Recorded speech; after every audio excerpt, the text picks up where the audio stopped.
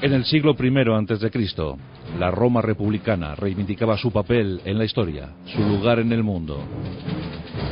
Las legiones, bien organizadas, perfectamente pertrechadas, cubrían buena parte de la geografía conocida.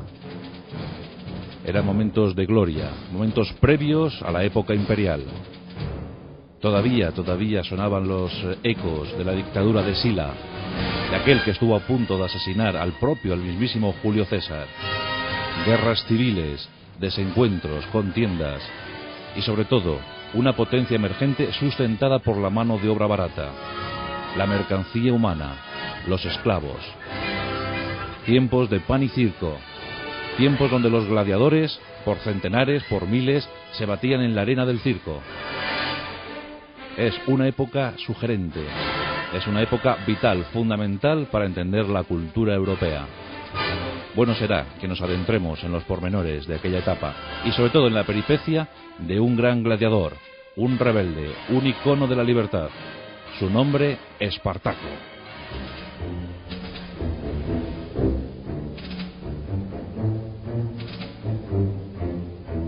La historia de Espartaco está cubierta por la leyenda, casi por entero. Son muy pocos los datos fidedignos que tenemos acerca de este héroe de la libertad. Pero hoy en los pasajes de la historia nos proponemos contarlos. Espartaco, se supone, dice la historia, cuenta la leyenda, que era de linaje regio. Provenía de la región de la Tracia. Los tracios eran duros guerreros.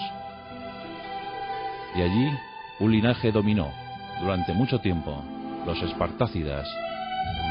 De ahí tomaría el nombre, el legendario héroe, Espartaco. Pero la Tracia fue dominada por Roma, y muchos tracios tuvieron que luchar como tropa auxiliar de las legiones romanas en sus guerras fronterizas.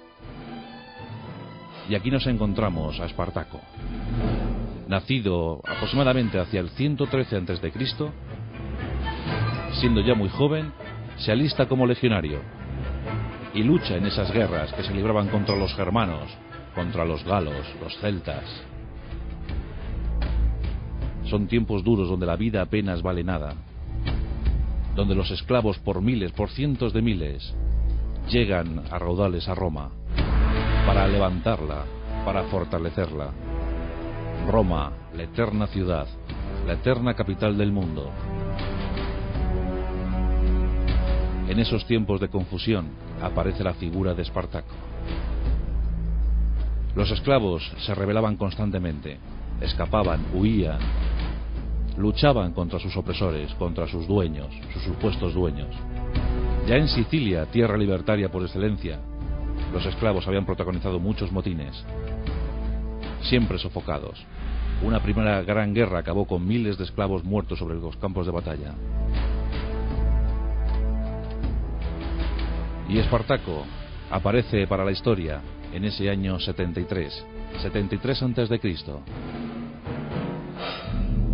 Antes, previamente, Espartaco había desertado de la legión. Había desertado, era un traidor, lo que los romanos llamaban un traidor. Era un infamis. Los infamis eran la escoria de la escoria. Pertenecían al mismo grupo de las prostitutas, los actores y actrices y los gladiadores. El primer destino, porque Espartaco, tras desertar, fue atrapado, fue capturado. Posiblemente los únicos factores que impidieron su ejecución sumarísima fueron que a lo mejor provenía de ese linaje real, de los espartácidas, y que también era un hercúleo guerrero. Era un enorme, un impresionante guerrero, alto y bien proporcionado, fiero en la mirada, luchador en su sangre. Su primer destino fue una mina, y en esa mina trabajó, y en esa mina se volvió a rebelar contra el poder.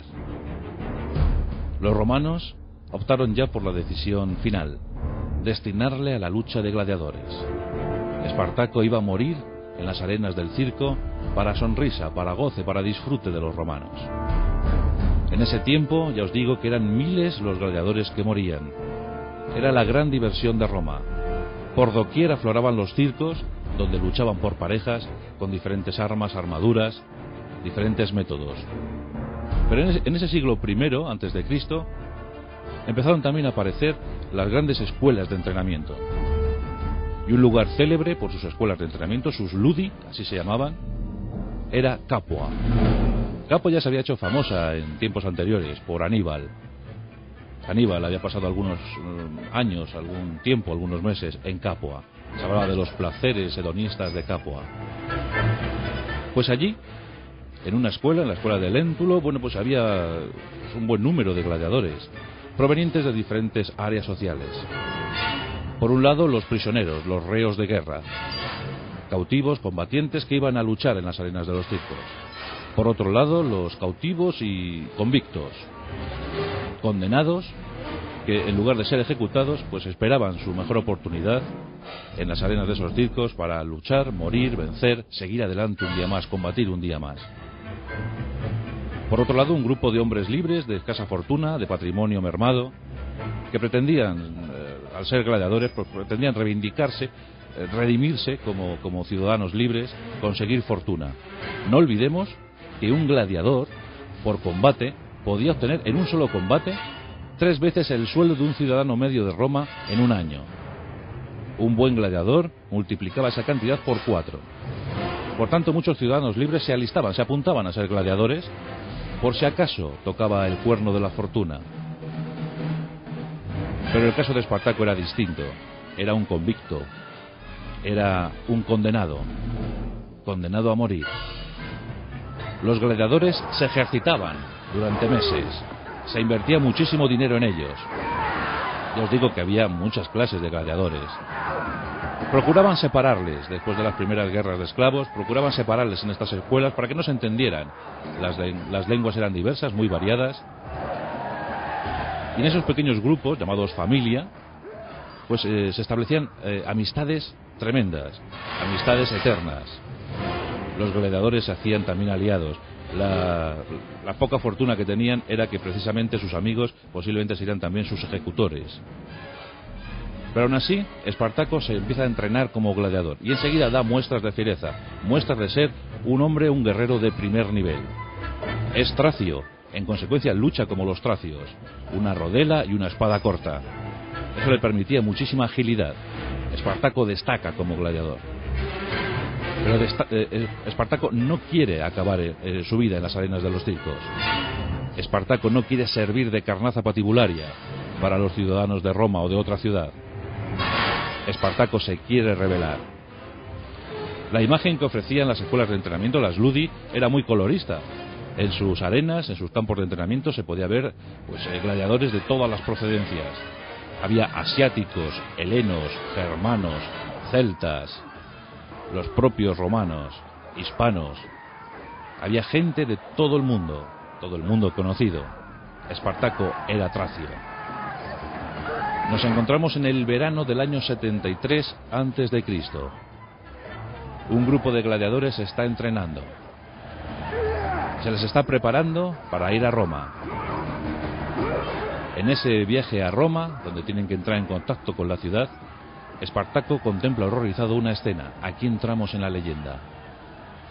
Contempla por las calles de Roma a una muchacha desarrapada, una muchacha que él enseguida identifica como su hermana. Es Rodopea, su hermana Rodopea, su perdida hermana de Rodopea.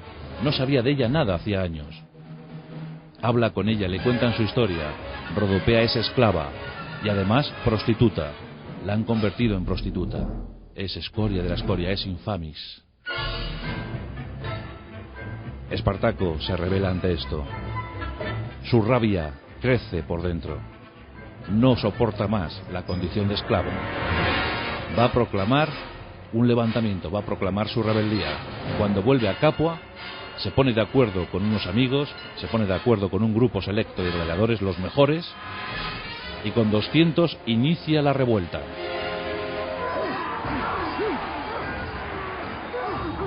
Con presteza, los guardias de la ludi son reducidos, muertos, masacrados.